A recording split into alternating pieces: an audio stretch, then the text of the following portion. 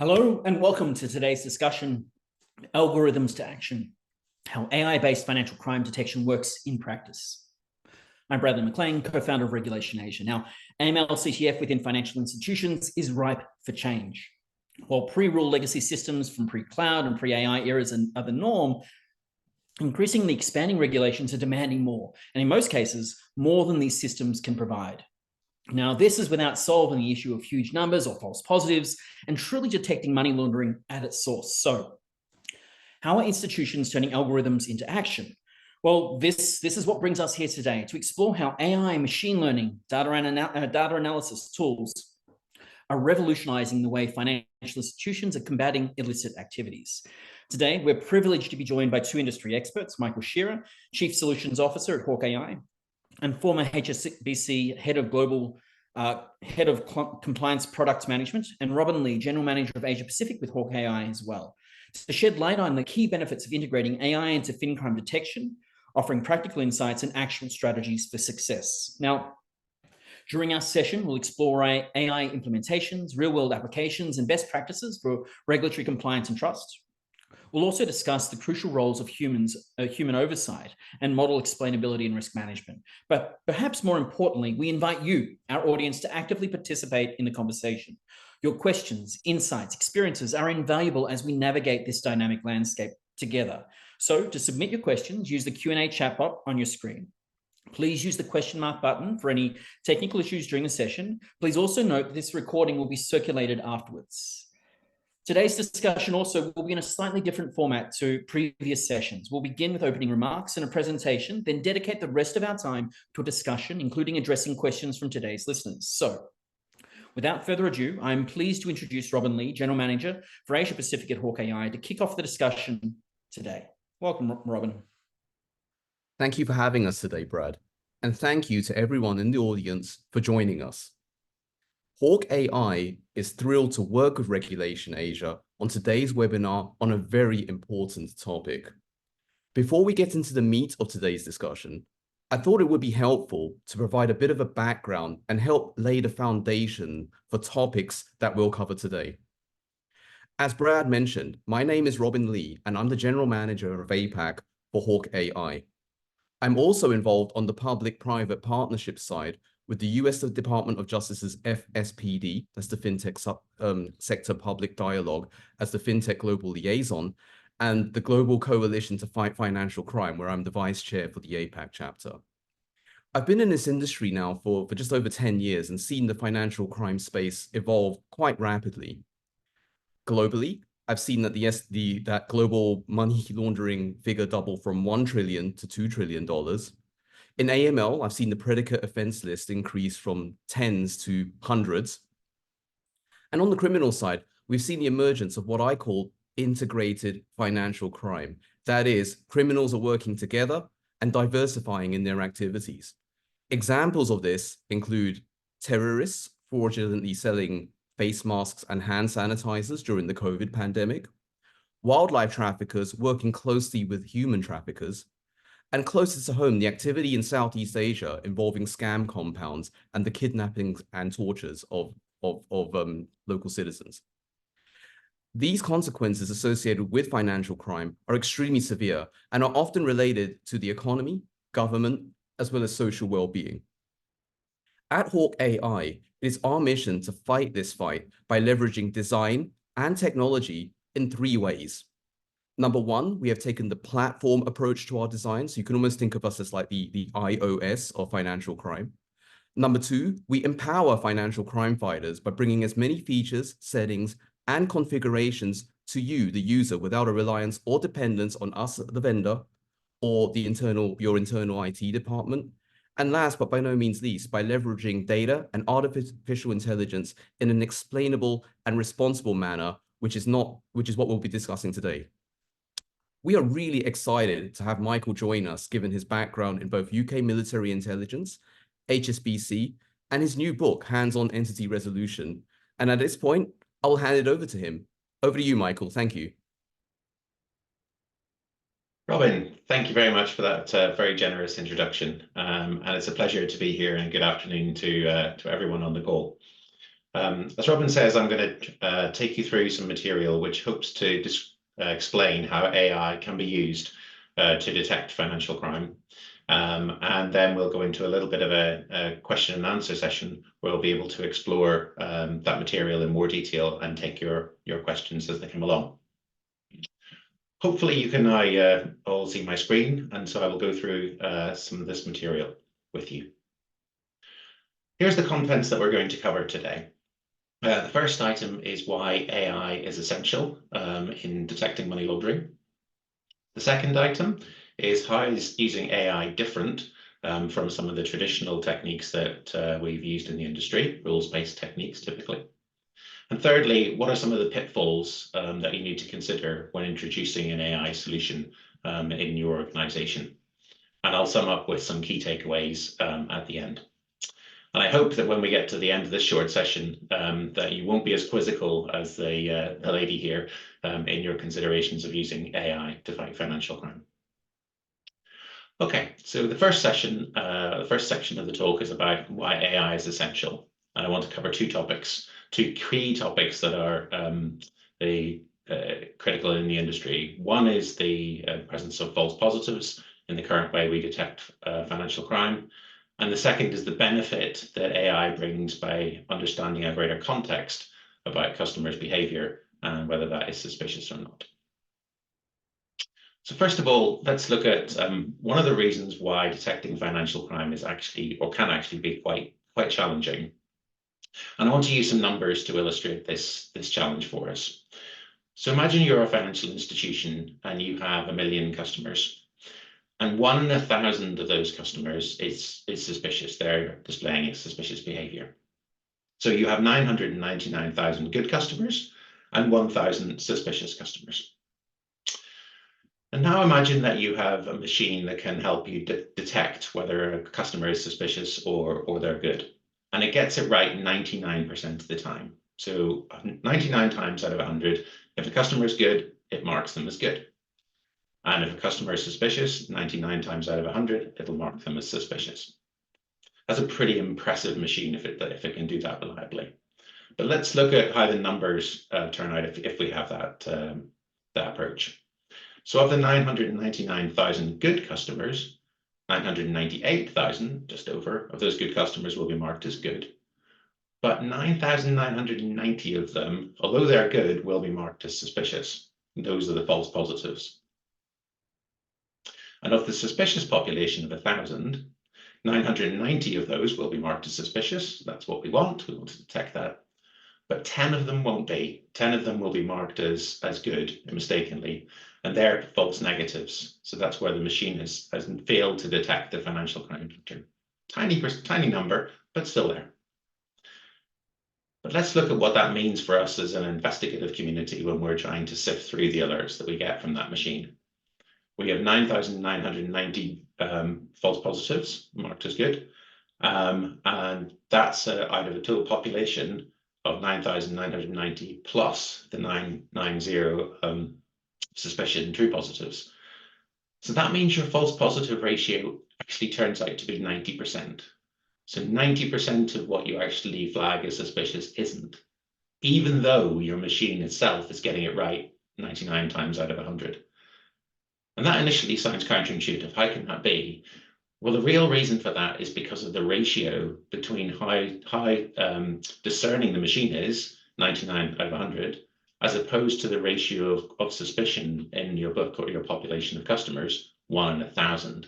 And it's the ratio between those two numbers that primarily determines the false positive ratio, and just shows you that even if you can build a machine that's super accurate, the curse of false positives still remains because the maths isn't in your favor.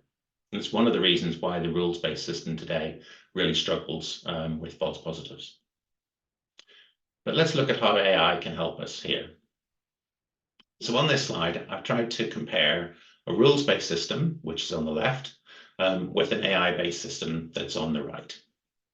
And what I hope to show you is how the benefit of bringing more context helps us improve the false positive ratio, but also helps us detect more financial crime.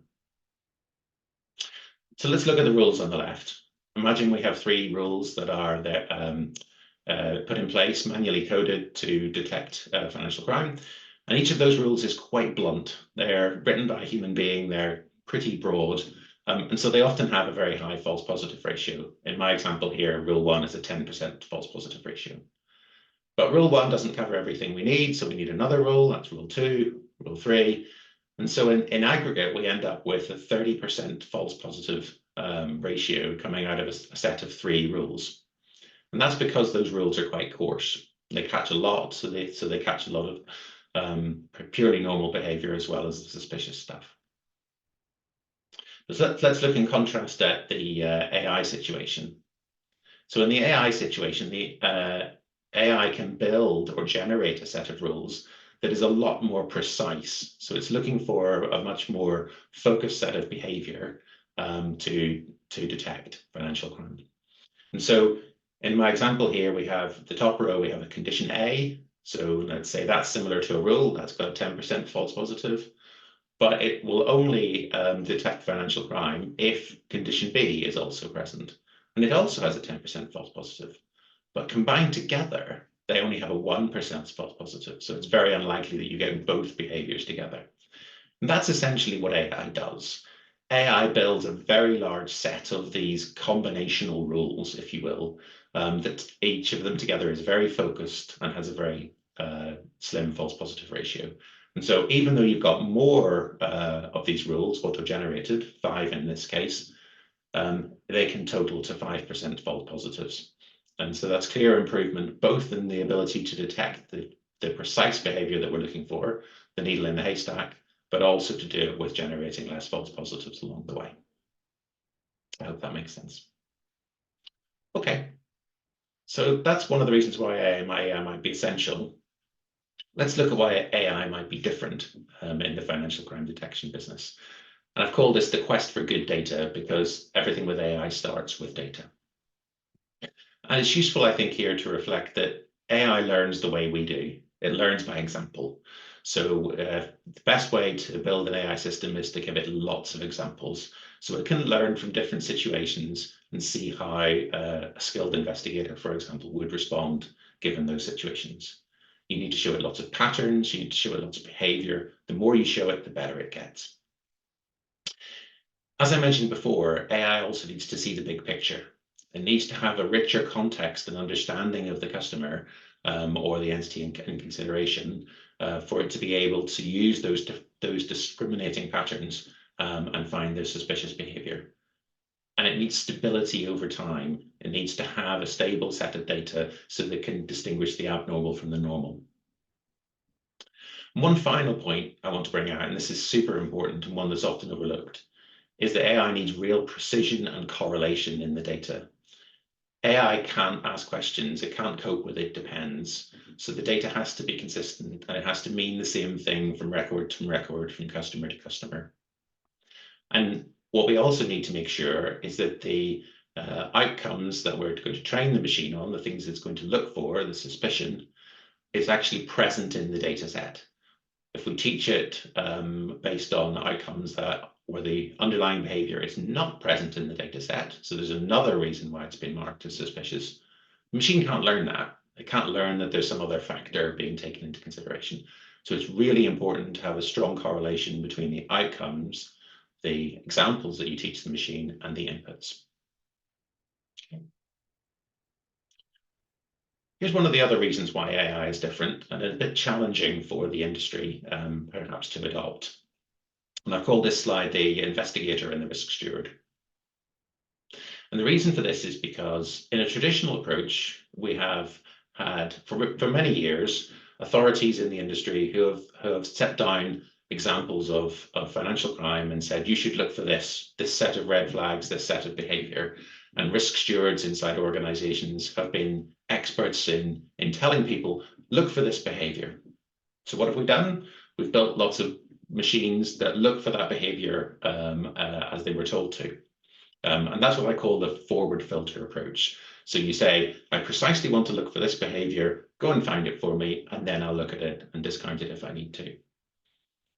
AI takes a bit of the reverse approach. So AI says, Tell me what your investigators, what your skilled financial crime analysts find suspicious. And then let me look at the behavior that those actors exhibited, and I will correlate the two and use that as the way in which I detect. So it works backwards from the investigator as opposed to forwards from the rule setter. And that's quite a different way of thinking about it. So people often try with AI systems to get to benefit from the insight of the investigator, but then they still want to have their cake and eat it by saying, and I want you to look for this as well. It doesn't quite work like that. You have to trust your investigators that are producing the right outcomes, and then your machine will replicate what they do. So the risk steward role needs to evolve from being a rule dictator to making sure that the AI has all the right inputs and is aware of all the right information before it's used.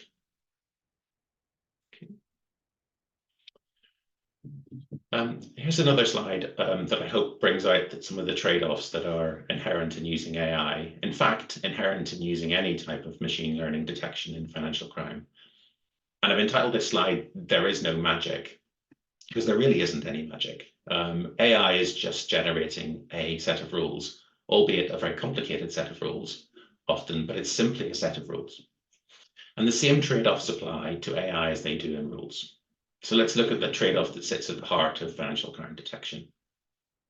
And it's really a trade-off between risk coverage, how much financial crime you find in your target population, and alert efficiency, how many alerts do you have to work to find those cases. And the rules-based system works in exactly the same way. So the inner curve in this diagram shows the trade-off between risk coverage and alert efficiency. If you look at the little paler green dot, that's your rule positions. That's the threshold you set your rules at. If you choose to increase your threshold, so you lift your threshold up, your rules become more distinguishing and they look only for the most egregious behavior. What happens? You get fewer alerts, so your alert efficiency goes up. That's great. Less false positives because you're only looking for the really egregious stuff.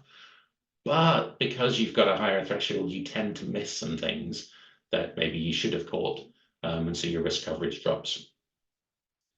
Conversely, if you push the dial the other way, you drop your rule thresholds, then you catch more financial crime because your net is wider. You able to see more behavior. But the downside is that, of course, you also catch a lot of normal behavior in that process. And so your alert efficiency declines. So there's always a trade-off between risk coverage and alert efficiency. And using AI is no different to that. It has the same trade-off. But what it does do is offer you a slightly more beneficial curve. So you can have a little bit more of your cake and eat it, if you will, using the power of AI. So for a given level of risk coverage, let's say you don't want to change your level of risk coverage, you can have slightly better alert efficiency. Or alternatively, you could say, well, actually, I'm happy with the amount of alert efficiency I'm getting, but I really want to drive my coverage up. I really want to catch those last few criminal cases. So you can do that for the same level by using AI. Or alternatively, you can have a bit of both, which is what shows in the diagram. One other thing to bring out, though, is, and this goes back to my first point, the more you de-risk your target population, your customer set, your book in a financial organization, the harder detection becomes. So in my initial example, imagine you had a machine with 99.9% accuracy, but only 0.1% of your customers were suspicious. In that case, you still get 50% false positives. Or even worse, imagine that you've really worked hard at it, you've got your population down, and it's now only 0.01% of your customers are suspicious. You've got rid of all those bad actors. You're back to 90% false positives again. So that trade-off is kind of the iron law that sits behind a lot of financial crime detection. Okay. Thought it would be useful to share, before we get into the questions, some of the lessons that I've learned over time from introducing AI in financial institutions. And I've picked out 4 examples. Under the heading, the maths is easy, by which I mean the AI and the data science. The change is hard. So the first point to make is that getting data takes time. The heart of building a successful AI system is having good quality data. And so you will probably spend, the vast majority of your time wrangling that data, getting it into a good form, selecting the data that you can train on successfully, and getting approval for your models and that kind of stuff. And very little of it actually goes into the development. So on the outset, prioritizing your data is absolutely critical. Second lesson is don't judge too soon. What I mean by that is when you introduce a new detection platform, you're essentially looking at the problem from a slightly different angle or a different viewpoint. And inevitably in the first few days, weeks, months of that process, you will find things you didn't see before. And so often you get quite a large spike to start with of success. That usually tails off a little bit. So it'll still perform better than a rules-based system will, no question, but don't trust the first number that comes out of your metrics. It may take a little time to settle before you see the real benefit. My third piece of advice is around don't train too soon. And what I mean by this is people often have a body of investigative casework that they're going to use to train their AI model. And they rush in and try and train their model before perhaps that data set is fully finished. So before all the investigations are done, all the final conclusions are reached, etc. And while that can be attractive in terms of getting a result earlier, one of the drawbacks is that some of those adjudications or outcomes may change. So your investigators may get more facts, change their mind, and then you've trained your machine on the wrong thing. And it will faithfully reproduce what you told it to do. So you really have to be confident in your data set and let it settle before you train an AI system. And then finally, train on the right casework. And I think this is probably the one that I see overlooked the most. And here it goes back to my remark earlier about correlation. So you have to make sure that if a case is being marked as suspicious and you want to train on it, that the reason for that suspicion is actually present in the inputs to your model. So the model has to be able to know or have visibility of the reason why it was suspicious. If it was marked suspicious for another reason that your model couldn't possibly know because you haven't given it that data, then it will correlate incorrectly and it will assign suspicion to the wrong behavior. So it's absolutely crucial that you have correlation between your outcomes and your input data set. Absolutely vital. Okay, so I hope those are some useful little insights into some of the challenges of introducing AI in a financial organization. So just to sum up before we get into some of the questions and answers, some key takeaways from me. AI can absolutely reduce false positives in financial crime detection. AI will find more suspicious behavior when tuned well. AI is really just a better way of generating a set of rules. I think that's really important. There is no magic. It's just a better way of coming up with some rules. So AI is a data-led approach, but it's risk steward informed. It's informed by the experts. And overall, certainly in my opinion, AI is essential in this fight. So I hope that you're now a little bit clearer about some of the factors to consider in the use of AI, and look a little bit more like the lady in the picture who's now a little bit happier. But I think now we'll go into some questions and answers. Excellent, Michael. Thank you so much. I mean, as a starting point, you did mention the quest for good data. I mean, there's a couple of questions I have just on that presentation alone. I mean, number one, how do you select the right casework? Yeah, so I think that is probably the single most important question, frankly, in the whole process of AI, because everything starts with the casework that you select, particularly for supervised models, where you're trying to correlate what your investigator found as suspicious with what the input signals were to the model. And so in that regard, having the richest body of casework possible that covers all of the different types of financial crime that you're looking for is essential. And having sufficient casework so that you have a good number of examples of each type to be able to teach your machine again is vital. And at the risk of repeating myself, back to the point earlier, if in a piece of casework, the judgment of suspicion has been arrived at from another factor, so let's say a consultation with another FI or another piece of information that has come from another source that your machine learning model doesn't have, then it's really important not to include that in your training data set. Because if you do, you will just throw your machine off, because it will look and ascribe suspicion to behavior that isn't suspicious, because that's what you've told it. I hope that makes sense. No, it does make sense. And apologies if this is a somewhat kind of naive question, but is it the narrower the set of the casework, the better when kind of training your data sets, or it doesn't really matter? So I think it honestly depends on volume and risk coverage for your organization.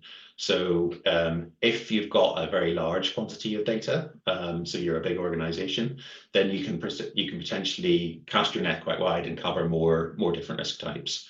Whereas if you're a smaller organization, or you have limited resources in terms of the number of really good quality cases you've got, then you're probably better off reducing your scope and focusing only on certain types of behavior, for example, and then pushing up a curve, if you will. You can absolutely do AI in an incremental, iterative way. It doesn't have to be a big bang. Okay. I mean, yet again, look, going back to that point, and I wrote it down here, don't train too soon. I mean, from your perspective, how do you know when the data is ready? Yeah. So really, it's a question of stability. So if you're able to see that of your body of casework, 10% of it you changed your mind in the last month, then your data is probably not ready. But if you're getting down to there's only a trickle of cases where the casework is incomplete, or there's any outstanding uncertainty about what the outcome is, then you're probably ready. On the outcome side, on the input side, so on the behavior or feature side of AI, then really it's about precision and consistency. So as long as you're confident that all your data means the same thing, if it's drawn from different places, and that it's sufficiently describes the customer or the entity you want to work with, then you're ready. And you can add more attributes in time, but your core description of the entity and their behavior has to be correct. One aspect that we didn't cover within the presentation, and I'm just kind of keen to get your thoughts on how important it is explainability. I mean, number one, how important is explainability in terms of for management, for regulators, in terms of the decisions in the data set that you're using? Yeah, so I think explainability is super important, particularly at this stage where, let me say, trust in AI is still evolving. We see some big institutions adopting AI, their primary detection mechanism. Others are a little bit more cautious. And I think that's around the sophistication of the explainability. So let me unpack explainability at a couple of levels. So first of all, there's explainability of the overall AI approach. I think there's two real important aspects there. So to management, I think you've got to be able to explain where the predictive power of the AI comes from in plain English.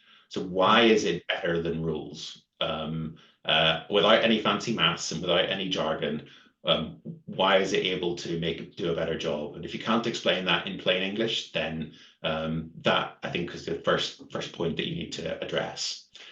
And then from a regulations point of view, regulators will look for a thing called conceptual soundness. And what that really means is that you have selected a valid data set to train on for your problem, that you have configured your AI such that it will learn the right behaviors in the right way. And those things together give a level of explainability of the overall approach, which is important. So you've got to be able to explain that the concept behind your data model, if you will. And all of that's very well, but when we come to the end user dimension, so as an investigator, you need a way of understanding how the machine made the decision it made in a specific case. So what factors did it consider? What features in machine learning terminology did it consider? How did it weight those features and in terms of importance? And these days, financial crime detection platforms can render that in plain English, so they can turn the numbers and the weightings into English, or whatever language you prefer, so that you can more readily appreciate how the machine made the decision. And that's what I'd be looking for in a financial crime detection platform, is both that conceptual soundness at the overall level, but then also a nice plain natural language description on a case-by-case basis. I mean, just touching on rules there, I mean, are there scenarios where, comparing rules versus AI models? I mean, is AI always going to be the preference, or are there situations where legacy rules still might be the best use case? Yeah, that's a great question, and it's a real point of debate in the industry, actually. So I'll give you my own personal view on it. Opinions differ, but for me, I think that in most cases, if you are doing anything on a repeated basis and you do it enough times to a decent standard, then it's right for AI. So as a general rule for anything, and so in most cases, I think AI is the superior approach. However, that said, I think there are still cases where you may want to use a rule. And to give an example, so if you want, regardless of context, regardless of who the customer or the entity is, regardless of their place in the world, if you will, if they do a certain thing, you want an investigator to look at it. If you want that 100% cast iron certainty that will be the case, then a rule is still the best way to do it, because AI will always have an element of probabilistic calculation to it, and so overall it will do better. But if it's a hard over, and your regulator has said you must, in this particular circumstance, regardless of what else is going on, you still must manually investigate it, then a rule is the way to do it. Makes sense. I mean, you'd also touched on, I guess the balancing act with de-risking, right? So the more de-risking you have, the trade-off that you have. I mean, can you tell me a little bit more about how you balance that out? Yeah. So this lies at the heart of the whole financial crime detection problem, or indeed actually of any labeling problem, is what's the trade-off between the risk coverage, how much do you want to catch, and how efficient do you want to be in doing that? And I guess really it comes down to the different risk appetites of the organization and the risk profile of their population. So different organizations will have different risk appetites because of the products and services they offer, and how inherently risky they are from a financial crime point of view.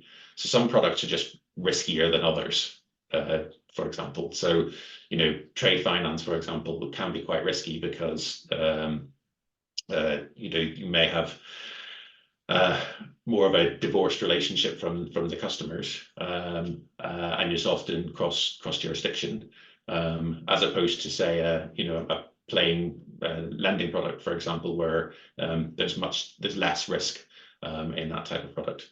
And so that will determine where you slide on the scale between gotta find everything, because I don't let one example slip, and alert efficiency. Or to give you another example, if we think about screening, so sanction screening, for example, it's a classic example where people typically slide the pointer, if you will, right to the risk coverage end. They don't want to miss any potential sanctions violations. It's a very, very strict regime, very little appetite or little room for maneuver there. And so if that means a few more false positives, then so be it.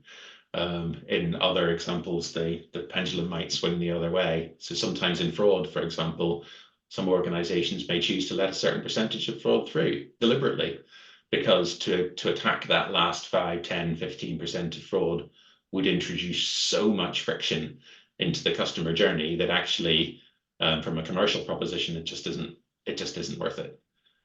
So it's horses for courses, depending on the type of institution you're in and the type of financial crime you're trying to tackle.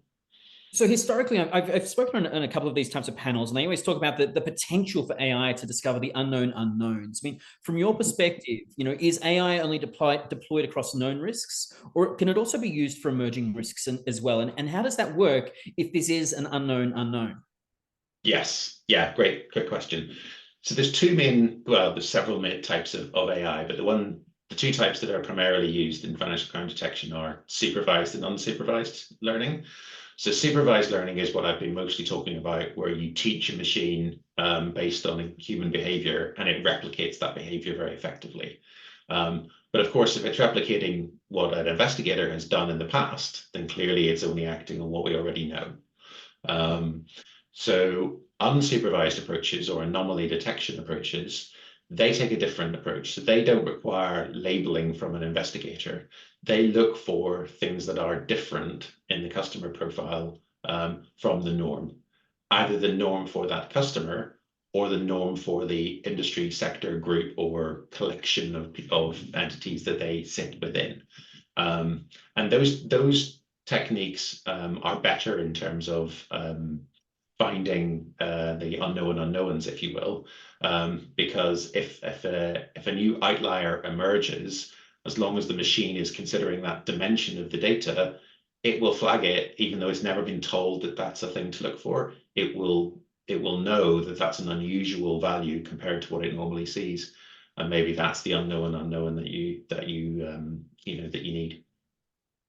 So when we're looking for these unknown unknowns, I mean, how do we prepare the data for this kind of project?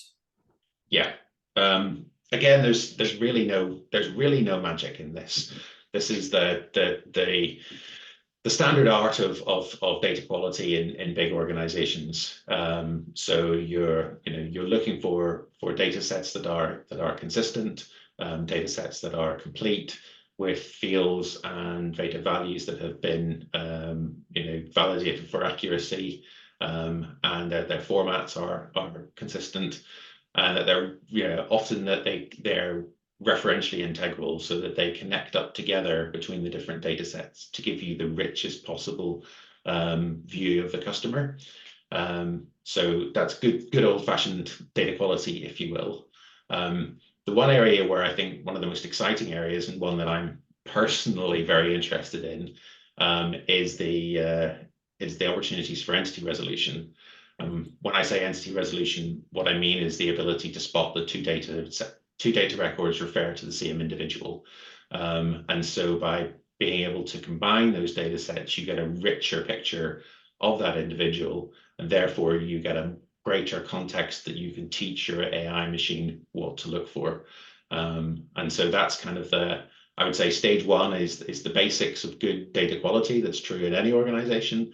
And then stage two, is being even smarter about binding your data together to give you the most value.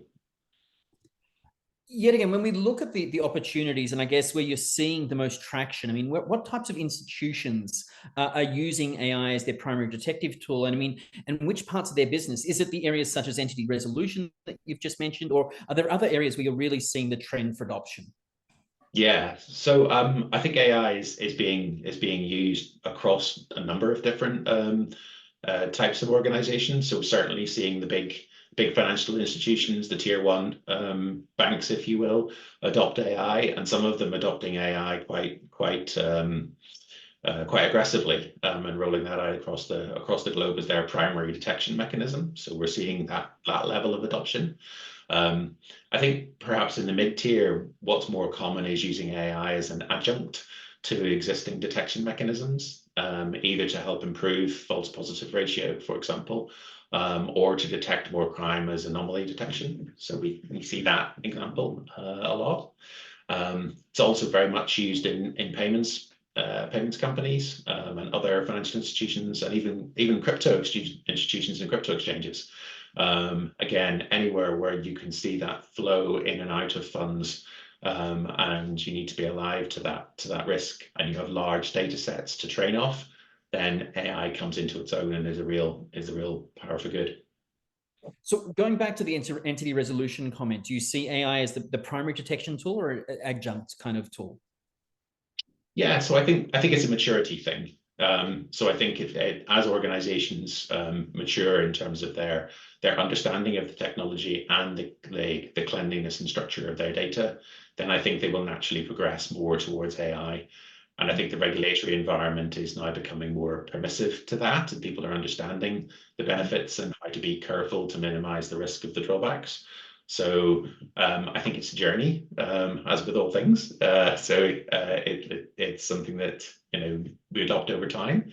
But I think it will become the norm. Like I said in the presentation, I think it becomes essential. The problem is too subtle for the coarse-grained rules-based approach that we've been using to date. We need smarter than that. So when we look at that journey, that maturity curve, I mean, where are we in that journey? And are there some jurisdictions that I guess that are more conducive to these kind of technologies? Yeah, there absolutely are. And I think a number of jurisdictions around the world, the regulators have been very open to adopting these new or supporting the adoption of new technology, and particularly in Asia. I would say Asia's been one of the more forward-leaning areas of the globe, and I think the regulatory environment in the region has been very forward-leaning and very constructive. I think we see a bit of that in the US as well, and in parts of Europe. But it's certainly not everywhere. There are still some jurisdictions that are a bit more reticent, if you will, and seeking to I guess see the proof of the pudding with some of the existing implementations, and then may follow in time. Yeah. I mean, it's interesting. So we saw, I think it was just last week, the HKMA had a new guidance on the use of AI, and they basically were saying that they saw the opportunity for optimizing transaction monitoring performance. But when it talked about AI, it also looked at using auto cleanse data, about removing duplicates, but not really around alert generation. Likewise, we saw, the report mentioning examples of auto discounts, low risk cases subject to sample checking. From your perspective, is this the expected view that you would expect from regulators? Is this the direction we're heading, or do you feel it'll be a little bit more fragmented and there might be focuses somewhere else? Yeah, so I think I've read the HKMA recent publication, and it's very good and very helpful, and thanks to them for doing that. And I think it does outline a very accessible use case for AI in helping to reduce the false positive ratio as an adjunct, so a build on top of an existing alerts platform, rules platform. And I think that's the easiest entry route for many organizations into using AI in a way of getting comfortable with it. And so I think it's good to see that guidance. And I think AI as a means of cleansing data or performing entity resolution to help you bind your data sets together and get you the most value, again, is a useful technique. I would probably say that's a sort of second step, if you will. And then I think the path of maturity and the path of understanding leads towards more adoption of AI as a detection mechanism, as a pure detection mechanism, which absolutely I've had a lot of success with in my career, as a means of finding the unknown unknowns, like you said, So, but I think that's probably that's the pinnacle that I think others will aspire to in time. So going back to the quest for good data, I mean, I'm keen to understand a little bit more about model training.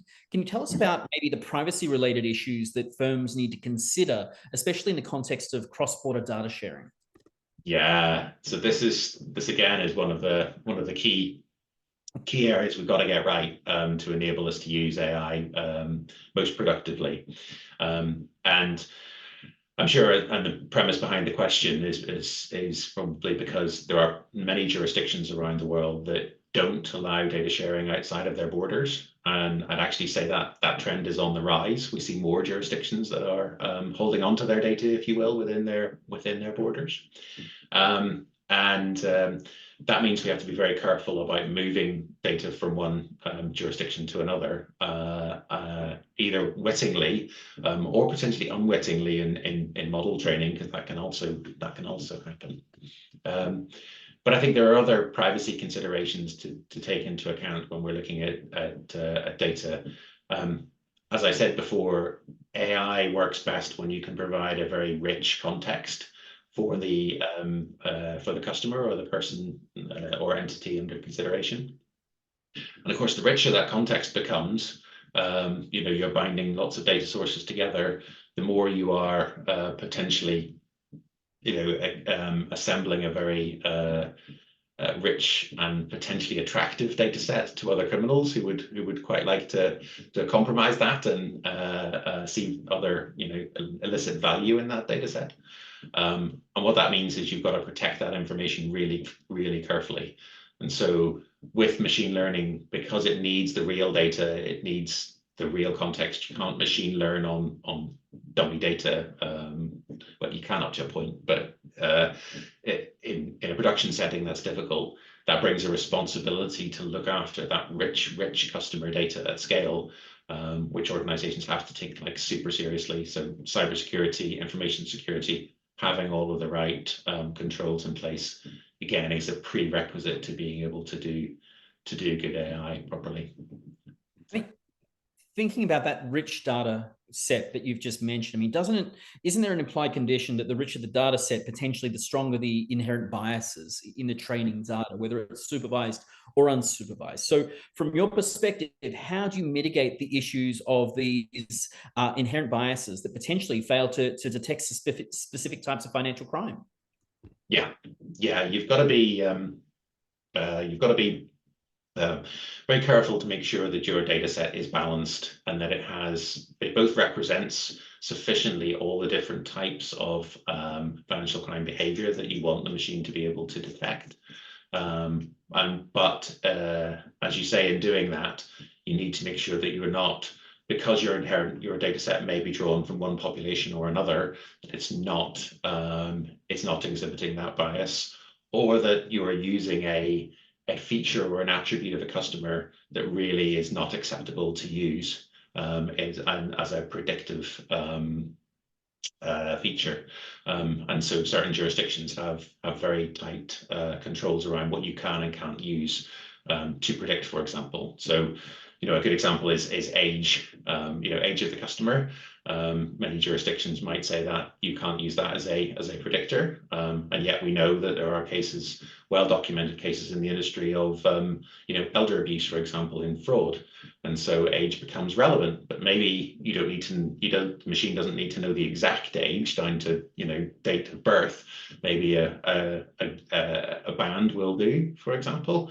And so again, there's a balance to be struck between giving the machine the finest grain information to make it as powerful as possible, but equally not stepping over the line of unacceptable potential for bias. When is that balance to be struck? Not a science. No, I get it. No, it's fine. But when is that balance to be struck? Is it at the original point of selecting the right casework? Is it in the preparation of the data, or is it looking at the outcomes? I mean, when are you stepping in to understand and identify the biases? And what are the implications of potentially getting it wrong?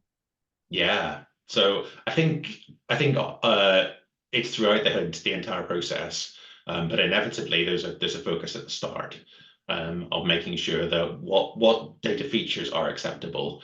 And I think it's very important for people building AI models to right at the beginning say which features are acceptable for us to predict against, and to make sure that's run through the right compliance and teams that they have, and an ethical board or committee or whatever mechanism is used in their organization to be comfortable with that.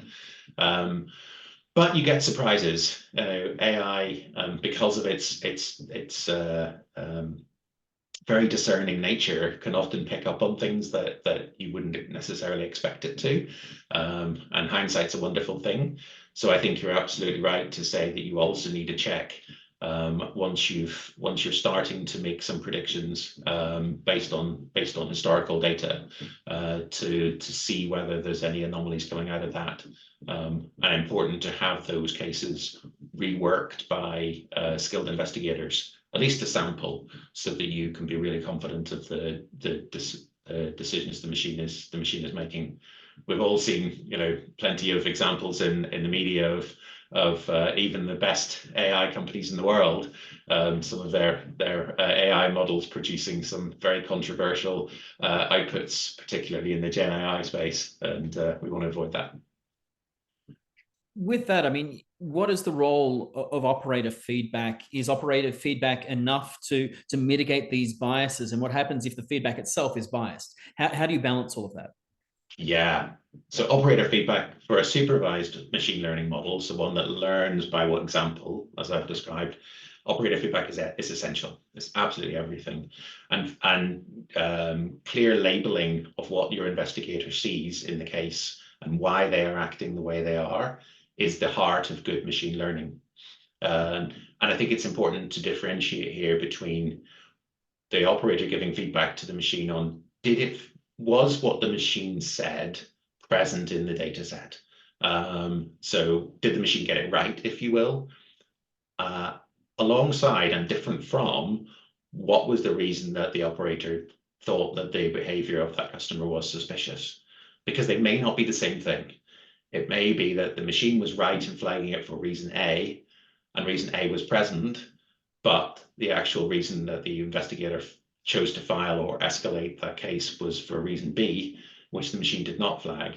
And it's really important that the operator gives both things back to the machine, if you will, so that it can learn and differentiate between, did it get it right, and was there something else to be found? I mean, in your own work, have you seen that the regulators have taken a position on kind of the potential reliance or over-reliance on AI in terms of, a better understanding, is there any concern from regulators on potentially over-reliance on AI? Yeah, so I think regulators, in my experience, don't come out and bless a particular technology or approach specifically.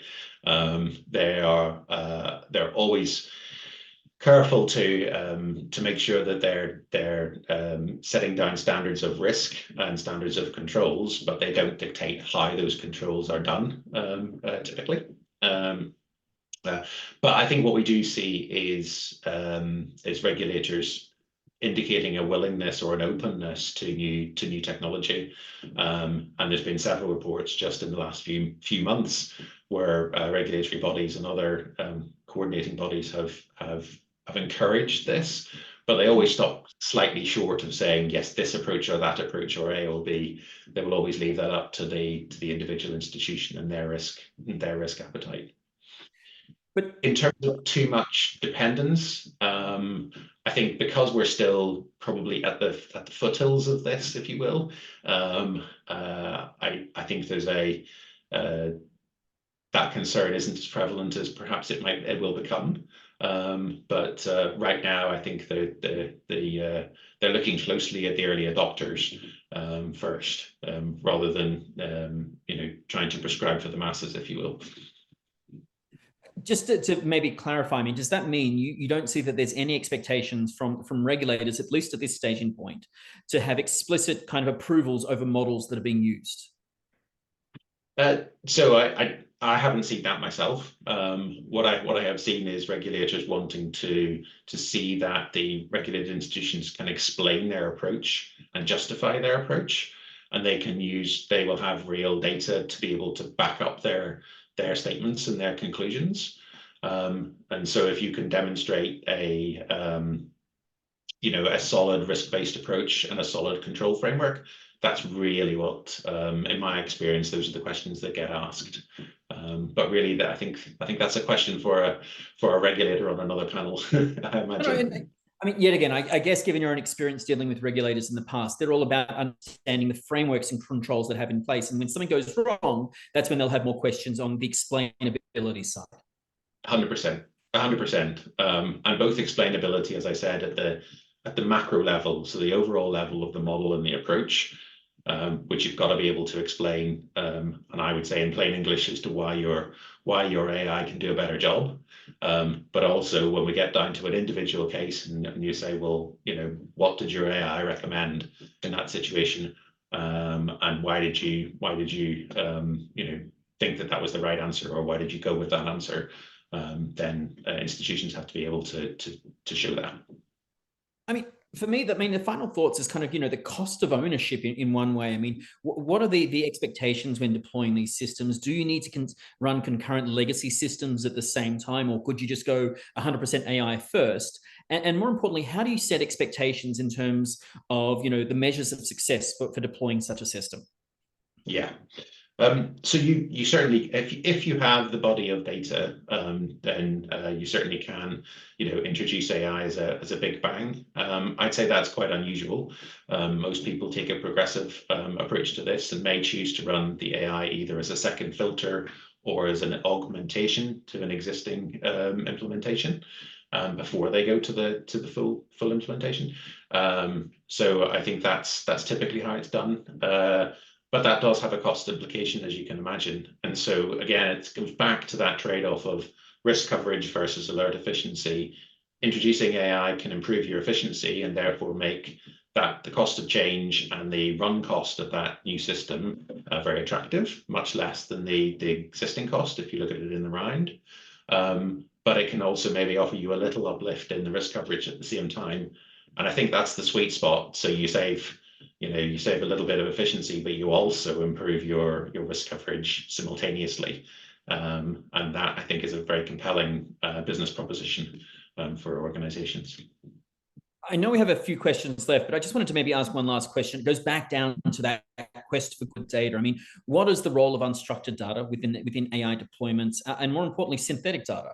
I mean, is that something that you're actively deploying within these kind of models as well? Yeah, so unstructured data can be useful, but typically the approach is to turn that unstructured data into distilled features or inputs that a machine can learn from. And there's some very good technology around to do a lot of that these days. So an example is the industry around negative news detection and processing, where you extract the meaning and context behind a piece of news, an unstructured article, if you will, and you can use that as an input. So yes, but I'd say that's at the more sophisticated end of the AI universe. And in terms of synthetic data, it's useful in a testing context to make sure that your machine is maybe able to combine different sources or work across jurisdictions where real data can't be used. But ultimately, you need to teach it the real world and real financial crime, and that's harder to do with synthetic data, even if it's well modeled on real data, which is the current state of the art. I mean, yet again, when using synthetic data, as I understand, it's also potentially one of those workarounds when there are privacy concerns or using data cross-border as well. Yeah, exactly. That's where it's mostly used at the moment, is where people want to try and prove the art of the possible and the potential uplift or benefit in an area that isn't as yet permitted. And so the way to break the chicken and egg is to use synthetic data to show the benefits and then hope to influence the regulatory position or the data sharing position in their favor. Wonderful. And with that, unfortunately, we're out of time. Obviously, we've only just started to scratch the surface in today's discussion on the use of AI in financial crime risk management. We will continue to follow this space and cover the latest developments on regulationasia.com. Please feel free to visit to learn more about AML and anti-fraud work underway across the region. I wanted to thank our panel, Robin Lee and Michael Shearer, for sharing the latest developments in this space and for their candid and insightful discussion. Thank you to everyone for joining the discussion. We look forward to speaking to you all again very soon. Thank you and goodbye. Thank you very much, Brad. It was a pleasure talking to you. Thank you. Thank you. And thank you everyone for joining.